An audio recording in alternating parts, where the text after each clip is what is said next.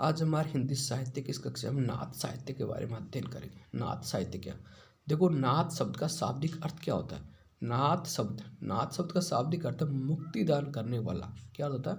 मुक्ति दान करने वाला ही नाथ का शाब्दिक अर्थ है, मुक्ति दान करने वाला।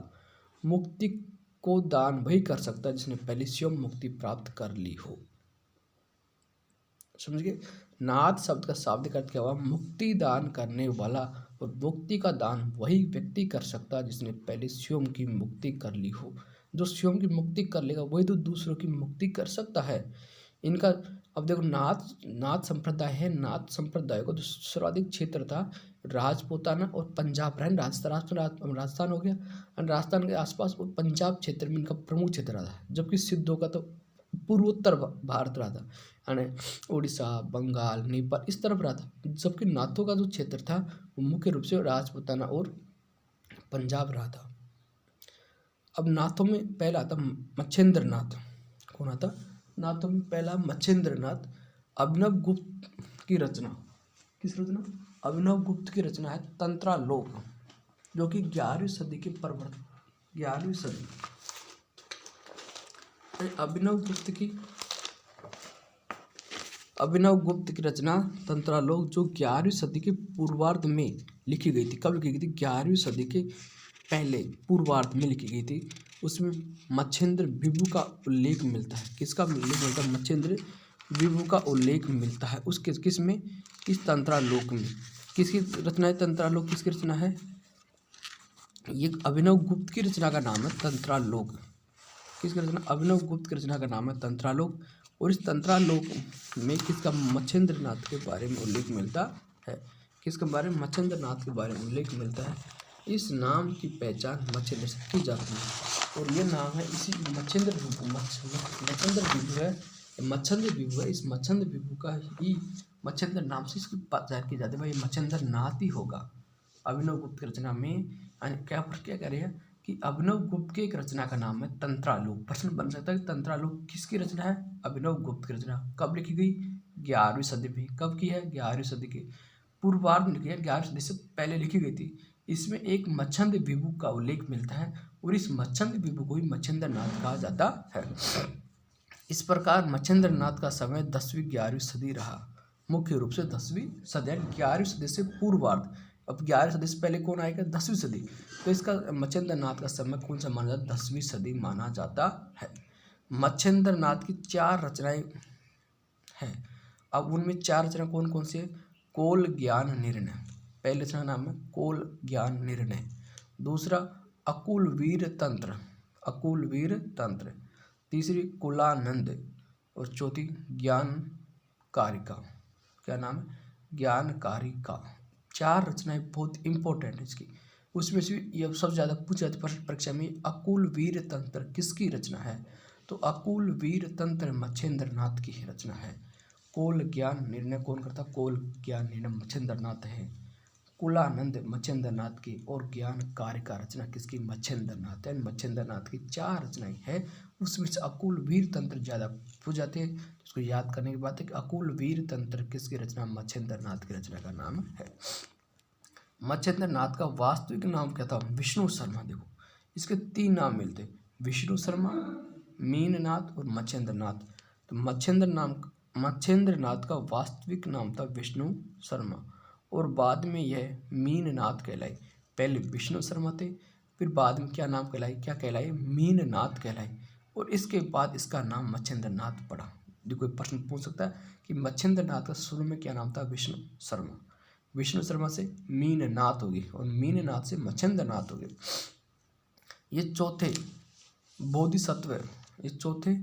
बोधिसत्व अवलोकितेश्वर के रूप में भी जाने जाते हैं। किसके रूप में? मच्छेंद्र नाथ है, ये चौथे बोधिसत्व अवलोकितेश्वर के रूप में भी जाने जाते हैं। यह सार्वभौमिक रूप से सिद्ध हो चुका है कि ये अंतिम सिद्ध और पहले नाथ माने जाते हैं। ये जो भारत के जो जितने भी साहित्य लिखने वाले हैं उन्होंने सबने ये स्वीकार कर लिया है, यह सिद्ध हो चुका है कि सबसे अंतिम सिद्ध थी। जो अंतिम सिद्ध और पहले इनको माना जाता है, पहले नाथ और अंतिम सिद्ध है ना, उस जगह पे थे। तो मच्छेंद्र नाथ को अंतिम सिद्ध माना जाता है और पहले नाथ माने जाते हैं। आदिनाथ कौन है? शिव जी है। आदिनाथ किसे कहा जाता है? शिव जी कहा जाता है। सिद्ध और नाथों के बीच संक्रमण रेखा यानी संधि रेखा पर स्थित कवि का नाम है मच्छिंद्र नाथ। यानी दोनों की संधि रेखा कह दो, संक्रमण रेखा कह दो, एक ही बात होती है। यानी दोनों के बीच में, इधर सिद्धों के लास्ट हो गया और नाथों के पहले, उस जगह पर कौन है? मच्छिंद्र नाथ। तो मच्छिंद्र नाथ को सिद्ध और नाथों के संक्रमण रेखा का कवि कहते हैं। रामचंद्र शुक्ल ने अंतिम सिद्ध और पहला नाथ बालानाथ उर्फ जलंधर नाथ को माना। अब लेकिन सभी, इनके अलावा सभी तो मानते हैं मच्छिंद्र नाथ को, लेकिन हमारे जो रामचंद्र शुक्ल हिंदी साहित्य के जो बहुत बड़े हुए हैं विद्वान, तो इन्होंने रामचंद्र शुक्ल ने अंतिम सिद्ध और पहला नाथ बालानाथ को माना। किसको माना? बालानाथ। अब बालानाथ दूसरा नाम क्या नाम? जलंधर नाथ। बालानाथ दूसरा नाम क्या है? जलंधर नाथ। यानी अंतिम सिद्ध जलंधर नाथ, या कह सकते हैं पहला नाथ जलंधर नाथ को माना। किसने? आचार्य रामचंद्र शुक्ल ने। ये बहुत इंपॉर्टेंट। रामचंद्र शुक्ल के अनुसार ऐसे पूछा जाएगा तो मच्छिंद्र नाथ आएगा, और रामचंद्र शुक्ल के अनुसार पूछा जाएगा तो बालानाथ आ जाए या जलंधर नाथ, एक ही बात है। आचार्य रामचंद्र शुक्ल जी लिखते हैं कि अंतिम सिद्ध बालानाथ जो मच्छिंद्र नाथ के गुरु रहे हैं। किसके गुरु? बालानाथ कौन थे? बालानाथ कह दो या जलंधर नाथ कह दो। कौन थे बालानाथ जलंधर नाथ?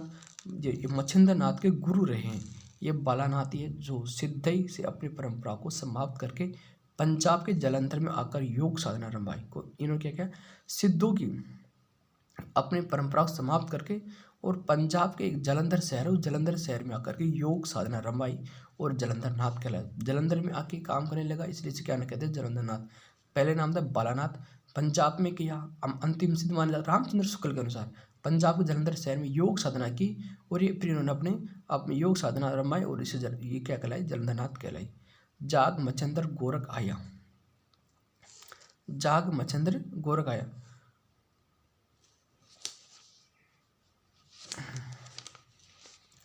गोपीनाथ कविराज इनकी रचना, एक गोपीनाथ कविराज है, इनकी रचना का नाम है गोरक्ष सिद्धांत संग्रह। गोरक्ष सिद्धांत संग्रह किसकी रचना का नाम है? गोपीनाथ कविराज की रचना का नाम है गोरक्ष सिद्धांत संग्रह है। वे रामचंद्र शुक्ल के अनुसार 9 नाथों में इस प्रकार है। 2 किताबों में रामचंद्र शुक्ल के अनुसार भी 9 नाथ इस प्रकार है, जबकि गोपीनाथ कविराज की रचना गोरक्ष सिद्धांत के अनुसार भी 9 नाथ इस प्रकार है। पानी की बाल्टी के अनुसार भीम अर्जुन के नाम के अनुसार सत्य कौन बोलता? हरीश।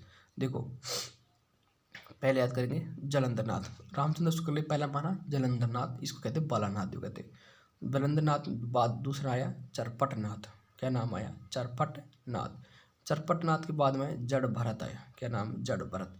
फिर आया नागार्जुन, फिर आया मलयार्जुन, फिर भीमनाथ, फिर सत्यनाथ, फिर हरिश्चंद्र नाथ और फिर है गोरखनाथ। ये बाबा है ना गोरखनाथ।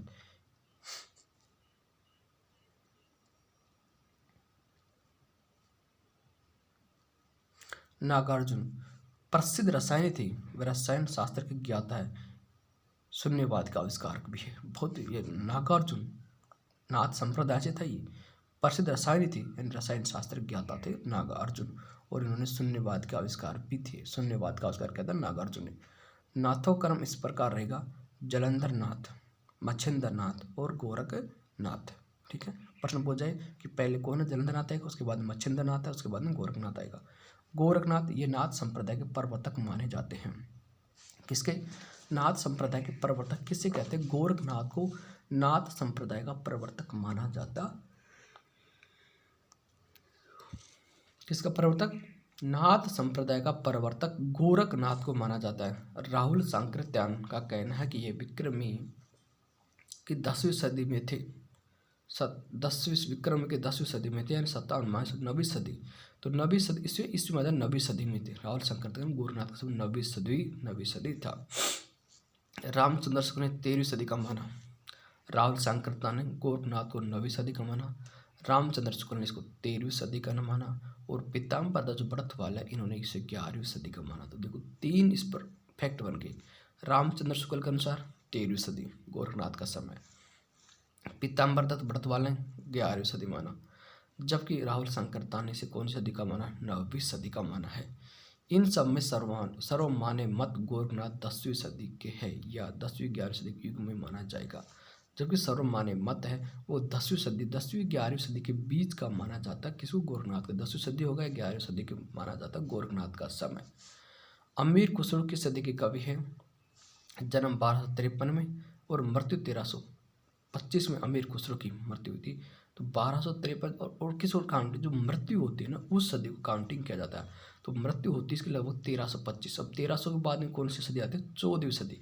तो 14वीं सदी के नोट मरने वाले तिथि को सदी को माना जाता है। ठीक, किस सदी को? मरा वह सदी माने, मरने वाली जो तिथि है जिस वर्ष पड़ते हैं उस वह सदी माने जाते हैं। 1325 में अमीर खुसरो मृत्यु होती है, इसलिए इसे 14वीं सदी का कवि माना जाता है। पीताम्बर दत्त बड़तवाल हिंदी के पहले स्कॉलर पीएचडी करने वाले व्यक्ति थे। इन्होंने अपना शोध कार्य भी नाथों पर ही ऊपर किया था। जो पीताम्बर दत्त बड़तवाल और पीताम्बर दत्त बड़तवाल ने नाथ इसको गोरखनाथ का समय 11वीं सदी माना। कौन सा माना था? 11वीं सदी माना था। और ये पहले वो शोध करता है पीएचडी करने वाले थे जिन्होंने नाथों के ऊपर पीएचडी की थी, यानी नाथों के ऊपर शोध कार्य करने वाले पहले व्यक्ति पीताम्बर दत्त बड़तवाल थे। ठीक है।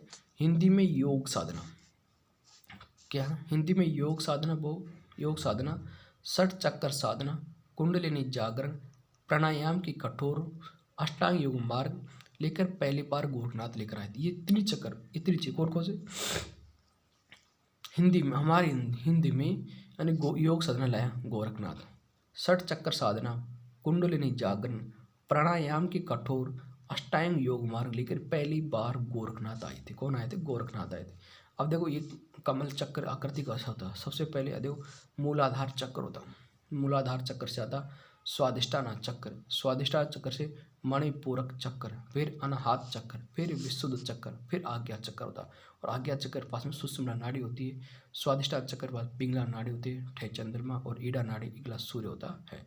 तो ठीक है, मूलाधार चक्र, स्वादिष्ठानाथ चक्र, मणिपूरक चक्र, अनाहत चक्र, विशुद्ध चक्र और आज्ञा चक्र। पहला चक्र मूलाधार और छठा चक्र आज्ञा चक्र होता है। सबसे कुंडलिनी सर्पाकार आकार की होती है। हठ योग कौन लाया था? हठ योग नाथ संप्रदाय लाया था। और हठ का अर्थ होता है, का अर्थ सूर्य और ठे का अर्थ चंद्रमा, सूर्य और चंद्रमा। यह षट चक्कर साधना गोरखनाथ हिंदी में पहली बार लेके आती। देखिए याद करने के मतलब उसके षट चक्कर साधना हिंदी में पहली बार कौन लाया था? गोरखनाथ लेकर आए थे षट चक्कर साधना। मूलाधार चक्कर के नीचे त्रिकोणात्मक ढंग से उपस्थित सर्पाकार कुंडलिनी निम्नमुखी होती है। यानी जो हमारा मूलाधार चक्कर उसके नीचे से एक सर्पाकार आकार की होती है, सर्प उसे कहते हैं कुंडलिनी होती है, उसे सर्पाकार की होती है। जो निम्नमुखी होती है, तेज संपन्न होकर निम्नमुखी कुंडलिनी ऊर्ध्वमुखी होकर सुषुम्ना नाड़ी पर स्थित षट चक्रों का भेदन करती है।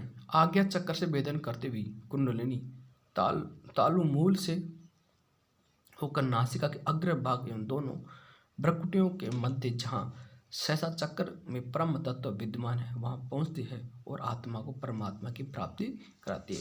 इस प्रकार आत्मा की प्राप्ति होती है। यह है नाथों के अनुसार भाई आत्मा की प्राप्ति, आत्मा को परमात्मा की प्राप्ति किस प्रकार होती है।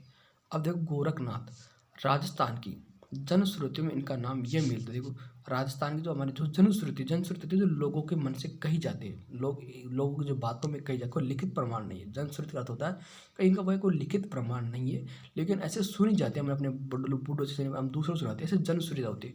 तो इस जनश्रुति के अनुसार गोरखनाथ को क्या कहा? गग्गू का आ गया, गुग गूग बागर वीर और जहाज पीर, यानी क्या क्या नाम पड़े?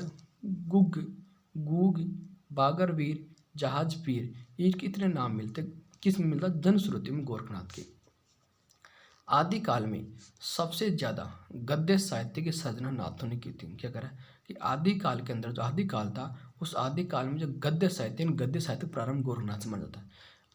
किसी नाथ संप्रदाय से। तो आदिकाल में जो सबसे अधिक गद्य साहित्य सृजना नाथों ने की थी, और नाथों में भी सबसे अधिक किसने की थी? गोरखनाथ ने। नाथों ने तो की थी, लेकिन नाथों में भी सबसे ज़्यादा पूछा जाए तो गोरखनाथ का नाम आता है। आचार्य रामचंद्र शुक्ल व मिश्र बंधुओं ने गोरखनाथ द्वारा रचित 10 प्रमाणिक पुस्तकें मानी है। रामचंद्र शुक्ल भी और मिश्र बंधु दोनों गोरखनाथ के 10 प्रमाणिक पुस्तक मानते हैं। आचार्य प्रसाद द्विवेदी की आलोचना पुस्तक का नाम है नाथ संप्रदाय। ये पुस्तक है भाई नाथ संप्रदाय पुस्तक किसके? आचार्य आचार्य प्रसाद द्विवेदी की। कैसी पुस्तक? आलोचनात्मक पुस्तक है। आचार्य हजारी प्रसाद द्विवेदी ने नाथों व सिद्धों की वाणियों का संपादन किया है। इसके अंदर नाथ संप्रदाय, इस पुस्तक के अंदर क्या क्या इन्होंने नाथों की और सिद्धों की जो वाणियों का संपादन किया, किसने? आचार्य हजारी प्रसाद द्विवेदी ने। आचार्य हजारी प्रसाद द्विवेदी ने गोरखनाथ की 28 पुस्तकें मानी है। कितनी? 28 पुस्तक हजार प्रसाद, जबकि रामचंद्र शुक्ल व मिश्र बंधु इसके 10 मानते हैं, जबकि आचार्य हजारी प्रसाद द्विवेदी इस गोरखनाथ के 28 पुस्तक मानते हैं। आचार्य हजारी प्रसाद द्विवेदी ने यह विभिन्न नाम भी नाथ संप्रदाय को दिए हैं। क्या क्या नाम थे? आचार्य जो हजारी प्रसाद द्विवेदी ने, इसने नाथ संप्रदाय को अलग अलग नाम दिए, जैसे नाथ पंथ, अवधूत मार्ग, अवधूत मंत्र, सिद्ध मार्ग, सिद्ध मंत्र मार्ग, इतने नाम दिए नाथ संप्रदाय को। नाथ पंथ कहा, अवधूत मार्ग का, अवधूत मत कहा, सिद्ध मार्ग, सिद्ध मंत्र मार्ग, भी इतने नाम दिए किसने? आचार्य हजारी प्रसाद द्विवेदी ने। पीताम्बर दत्त भड़तवाल, इन्हें गोरखनाथ के कुल 40 रचनाओं का उल्लेख है, जिसमें 14 रचनाओं को प्रमाणिक माना है। देखो, पीताम्बर दत्त भड़तवाल है। पीताम्बर दत्त भड़तवाल पहले पीएचडी की थी, सबसे पहले व्यक्ति जिन्होंने नाथों पर पीएचडी की। इसने कुल 40 रचनाएं मानी गोरखनाथ की, लेकिन 14 रचनाओं को प्रमाणिक माना है। और 14 रचना कौन कौन से? देखो, ये पहली रचना का शब्दी, क्या नाम है? शब्दी। पहली रचना शब्दी किसकी? गोरखनाथ के। पद किसके? गोरखनाथ। पद रचना ये भी गोरखनाथ के। पंचमात्र ये भी गोरखनाथ रचना। पद है तिथि गोरखनाथ की। सप्तवार गोरखनाथ की। अभय मात्रा जोग गोरखनाथ की। नरभय बोध गोरखनाथ की। प्राण सांकली, बहुत मोस्ट है, प्राण सांकली गोरखनाथ की। शिष्य दर्शन गोरखनाथ की। ज्ञान तिलक गोरखनाथ की। ज्ञान चौतीसा गोरखनाथ की। रोमावली गोरखनाथ की। मच्छिंद्र गोरखबोध गोरखनाथ की। और आत्मबोध गोरखनाथ की। 14 रचना तो इम्पोर्टेंट है। क्या करा? शुक्ल जी ने तो गोरखनाथ के 10 रचनाएं मानी है। द्विवेदी जी ने आचार्य हजारी प्रसाद द्विवेदी 28 रचनाएं मानी है, जबकि पीताम्बर दत्त भड़तवाल ने कितनी मानी? 40, लेकिन 14 तो इन्होंने प्रमाणिक मानी है। उनमें से शब्दी बहुत इंपॉर्टेंट, शब्दी, पद, प्राण सांकली, शिष्य दर्शन, ज्ञान तिलक, ज्ञान चौतीसा, मच्छिंद्र गोरखबोध और आत्मबोध, ये गोरखनाथ की बहुत मोस्ट रचनाएं है। गोरखनाथ की सर्वाधिक प्रमाणिक रचना प्रथम शब्दी मानी जाती है और द्वितीय क्रम पर पद रहेगी, यानी पहली रचना प्रमाणिक रचना शब्दी है और दूसरे नंबर पर पद रहेगा। पीताम्बर दत्त भड़तवाल क्या करें? पीताम्बर दत्त भड़तवाल ने रचनाओं का संपादन, पीताम्बर दत्त भड़तवाल ने रचनाओं का संपादन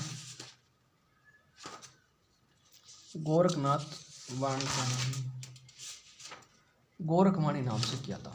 किसने किया था? गोरखवाणी के नाम से किया था। कब किया? 1930 में गोरखवाणी, यानी पीताम्बर दत्त भड़तवाल ने इस रचना का संकलन गोरखवाणी नाम से 1930 में किया था। गोरखनाथ ने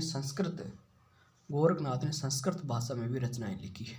गोरखनाथ ने संस्कृत भाषा में भी रचना लिखी है।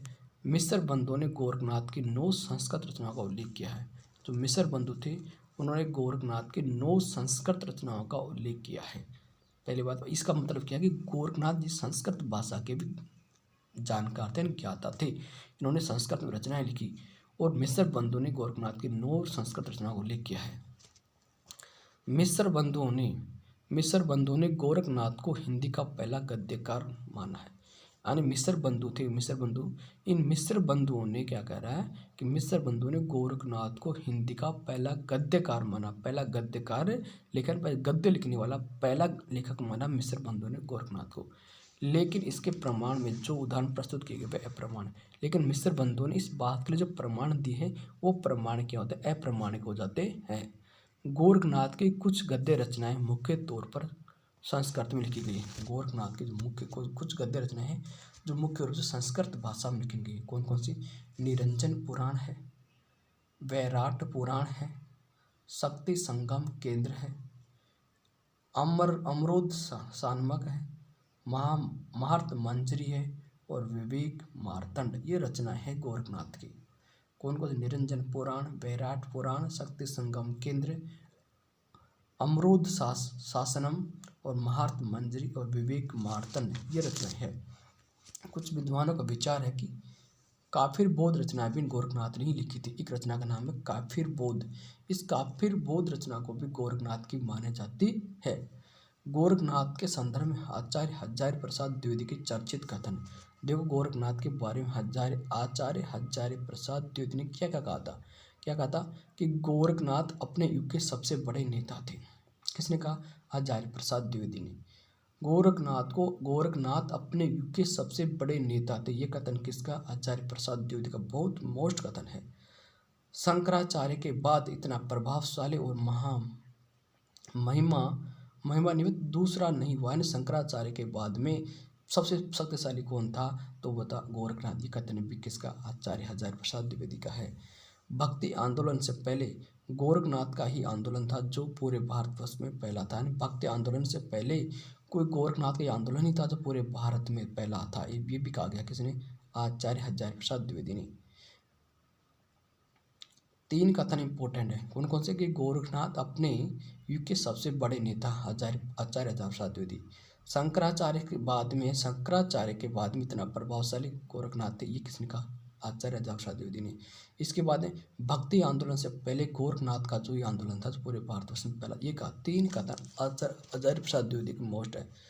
डॉक्टर रामकुमार वर्मा अपने समय के तंत्र मंत्र से भयभीत जनता को भय मुक्त करना गोरखनाथ का सबसे बड़ा योगदान है। ये कौन कर? रामकुमार वर्मा। अब ये तंत्र नाथों से पहले सिद्ध थे और उस सिद्ध लोग क्या करते थे? तंत्र मंत्र करते थे। उन तंत्र मंत्र से क्या था? जो जनता भयभीत थी उनका भय से दूर करने का काम गोरखनाथ ने किया था। यानी सिद्धों के जो डर था उनको दूर करने का काम किसने किया? गोरखनाथ ने किया। क्या? रामकुमार वर्मा। गोरखनाथ ने 2 नारे भी दिए थे, अलख निरंजन और जोई जोई पिंड है सोई सोई ब्रह्मांड है। क्या? गोरखनाथ ने 2 नारे थे। एक तो अलख निरंजन, जो हर नाथ अलख निरंजन, जो भी नाथ होते वो कहते हैं अलख निरंजन। इसके बाद एक नारा होता है कि जोई जोई पिंड है सोई सोई ब्रह्मांड है। यानी पिंड में ही ब्रह्मांड है। क्या कह रहा है? कि पिंड में ही ब्रह्मांड है। गोरखनाथ की कुछ चर्चित पंक्तियां देखो क्या क्या है। अब की नए बोली बा ठपकी न चलबा धीरे धीरे दरीबा पाँव। ये गोरखनाथ की कुछ चर्चित पंक्तियां कि अब की न बोली बा ठपकी न चलबा धीरे धरीबा पाँव। किसकी पंक्ति? गोरखनाथ की। नाथ साहित्य सिद्धो वज्रयान की सहज साधना की प्रतिक्रिया में उत्पन्न हुआ और शैव मत की क्रोड़ गोद में पला है। नाथ साहित्य कहाँ? कि नाथ साहित्य कहाँ से पैदा हुआ? वज्रयान से तो पैदा होता है। वज्रयान की सहज साधना पर उत्पन्न हुआ और शैव मत की गोद में ये पला है। नाथ पंथ के अनुयायी कनपटा साधु भी कहते हैं। नाथ पंथ के जो अनुयायी है उन्हें क्या कहते हैं? नाथ पंथ के जो अनुयायी है वो कनपटा साधु भी कहते हैं। और राजस्थान में सर्वाधिक काम पाए जाते हैं जोधपुर में कनपटा साधु। संत निर्गुण पूजा करते हैं, सभी का विरोध करते हैं, मूर्ति पूजा आदि। भक्त क्या करता है? सगुण पूजा करते, तीर्थ यात्रा में विश्वास करते। जो भक्त लोग, संत और भक्त में क्या अंतर है? देखो ये क्या कह रहा है भाई, संत किसे कहेंगे और भक्त किसे कहते हैं? संत लोग क्या करते हैं? निर्गुण की पूजा करते हैं। किसकी पूजा करते हैं? निर्गुण की पूजा करते हैं और सभी आडंबर उनका क्या करते हैं? विरोध करते हैं। जबकि भक्त लोग सगुण पूजा करते हैं, मूर्ति पूजा करते हैं और तीर्थ यात्रा जाते हैं। भाई वहाँ भगवान राम का मंदिर है अयोध्या, चलो वहाँ देख के आते हैं, यात्रा करके आते हैं। ये भक्त लोग इसे विश्वास करते हैं। अब नाथ साहित्य की विशेषता क्या है? नाथ साहित्य की विशेषता क्या क्या है? नाथ साहित्य की विशेषता है ईश्वरवाद की निश्चित अवधारणा नाथ साहित्य में देखने को मिलती है। ईश्वरवाद की निश्चित अवधारणा नाथ साहित्य में देखने को मिलती है। ईश्वर तो है लेकिन इनका ईश्वर सगुण ब्रह्मा के प्रति आस्थावान न होकर निर्गुण के प्रति आस्थावान रहा। क्या कह रहा है? कि जो नाथ साहित्य है नाथों का ईश्वर तो है लेकिन वो ईश्वर सगुण ब्रह्मा के प्रति नहीं बल्कि निर्गुण के प्रति आस्थावान रहता है। इनका जो ईश्वर निराकार है, अरूप है, इसका कोई रूप नहीं है, अगोचर है, अगम्य है, निर्गुण ईश्वर, यह सभी एक ही है। निराकार बोल दो, अरूप बोल दो, अगोचर बोल दो, अगोचर बोल दो, अगम्य, निर्गुण, सब एक ही है। सामाजिक न्याय के प्रति प्रतिबद्धता एवं लोक मंगल की अभिव्यक्ति आदिकाल में सबसे ज्यादा नाथ साहित्य में ही दृष्टिगोचर होती है। सामाजिक न्याय के प्रति प्रतिबद्धता एवं लोक मंगल की अभिव्यक्ति आदिकाल में सबसे ज्यादा नाथ साहित्य में दृष्टिगोचर होती है।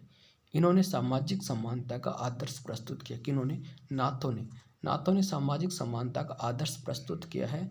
नाथों ने कविता के साथ साथ गद्य साहित्य की भी सर्जना की। नाथ लोग हैं, उन्होंने कविता तो लिखी है और कविता के साथ साथ गद्य साहित्य, और ये तो सभी ने कहा कि मिश्र बंधु कहता है सबसे पहले हिंदी में गद्य लिखने वाले तो नाथ ही थे। पद दलित जो समाज की मुख्य धारा में स्थान नहीं पाते हैं, जैसे पद दलित क्या कहते हैं, पद दलित होते हैं जो पिछड़े भी, जो दलित, इनको पद दलित कहते हैं कि जो समाज की मुख्य धारा में स्थान नहीं पाते हैं, जैसे मजदूर हो गया। मानवता के प्रति गहन कारुणिक भाव मिलता है, गुरु के प्रति तीव्र आस्था भाव मिलता है, गुरु के प्रति नातों में बहुत तीव्र आस्था मिलती है। सामाजिक धार्मिक पाखंडों आडंबों के प्रति तीव्र विरोध किया, जो समाज में जो धार्मिक रूप से जो पाखंड, जो आडंबर किया जाता है, समाज धार्मिक पाखंड आडंबर है, उनके प्रति इन्होंने तीव्र विरोध मिलता है। खंडन मंडन शैली का प्रयोग नाथों ने भी किया है। जाति पाति वर्ग वर्ण भेद की तीव्र निंदा की इन्होंने की, नाथों ने की। शिव भक्ति की उपासना पर इन्होंने बल दिया, शिव भक्ति की उपासना बहुत बल देते नाथ लोग। कठोर प्राणायाम साधना पर बहुत बल दिया इन्होंने, बहुत कठोर प्राणायाम साधना करते हैं। हठ योग के कृच कठोर साधना, हठ योग क्या होता है, हट माने चंद्रमा, है माने सूर्य, ठे माने चंद्रमा, सूर्य चंद्रमा दोनों की भक्ति का साधना बल दिया। कुंडलिनी जागरण षट चक्र साधना इन्होंने बल दिया, कुंडलिनी जागरण और षट चक्र साधना पर इन्होंने बल दिया। साधनात्मक रहस्यवाद की मुख्य प्रमुख अभिव्यक्ति मिलती है, साधनात्मक रहस्यवाद की प्रमुख अभिव्यक्ति नातों में मिलती है। सूफी काव्य सूफी साहित्य में भावनात्मक रहस्यवाद ज़्यादा है, नाथ साहित्य में भावनात्मक रहस्यवाद के लिए कोई जगह नहीं है। आदिकाल में लगभग सभी कवियों ने स्त्री नारी श्रृंगार आभूषण प्रकृति पर कलम चलाई, लेकिन नाथ इसके अपवाद है, इन्होंने कुछ भी नहीं लिखा स्त्री के प्रति।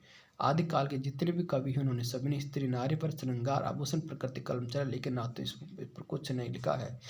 इसी संदर्भ में आचार्य हजार प्रसाद द्विवेदी कहते हैं कि नाथ साहित्य की सबसे बड़ी कमजोरी थी इनकी निरस्ता, शुष्कता, रुखापन। ये सबसे बड़ी कमजोरी थी नाथों की, निरस्ता, शुष्कता, रुखापन। ये कहता आचार्य हजार प्रसाद द्विवेदी। नाथों ने गृहस्थ जीवन और नारी दोनों का विरोध किया है, नाथ लोगों ने गृहस्थ जीवन और नारी दोनों क्या किया, इन्होंने विरोध किया है। थैंक यू दोस्तों, ये जानकारी। एक और नाथों ने अखंड ब्रह्मचर्य एवं योग साधना पर बल दिया। नाथों ने सिद्धों के तंत्र मंत्र जनित साधना, सिद्धों की काया साधना का विरोध करते हुए योग साधना पर बल दिया। सिद्धों की जो काया साधना थी, पंच मकार पद्धति का इन्होंने विरोध किया और योग साधना पर बल दिया गया है। थैंक यू दोस्तों, ये जानकारी अच्छी लगी तो हमारे चैनल सब्सक्राइब कीजिए।